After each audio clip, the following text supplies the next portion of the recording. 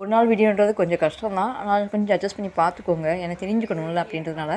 நல்லா குஷி ஆட்டம் போட்டதுனால வாசல்ல இந்த எமோஷன்லாம் எல்லாம் அப்ளை பண்ணி விட்டாங்க. நீங்க பார்த்துருப்பீங்க டோராவோட டைம் ஸ்பெண்ட் பண்ணவே எனக்கு நேரம் சரியா போயிடுச்சு. அப்புறம் நான் கிளினிக் போயிட்டு வந்து டாகை கொண்டு போல, இந்த கார்டை தான் கொண்டு போனேன். ஏன்னா வெயிட் செக் பண்ணி தான் டிவார்மிங் டேப்லெட் வாங்க முடியுன்றதுனால.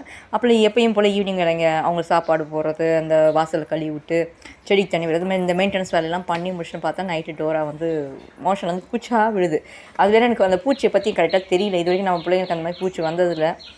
வந்தாலும் முன்னாடி ஒரு டாக் தான் இருந்துச்சு. அதனால அதை பற்றி கவலைப்படல.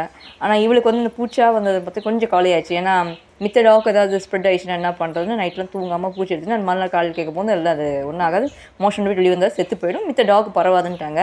அன்றைக்கி 12ஆம் நைட்டேங்க நம்ம லக்கிகள் வந்து கண்ட்ரோல் இல்லைங்க, சாப்பாட்டுக்கு ரொம்ப அலையிறா. சரி கொஞ்சம் எச்சா போடலாம், இல்லை மித்த டாக்டர் சண்டைக்கு போகிறாங்க, கொஞ்சம் சாப்பாடு எச்சா போட்டால் இப்படி தாங்க மோஷனை வந்து கழிஞ்சு ஃபுல்லாக வாசலே பண்ணி வச்சுருவா.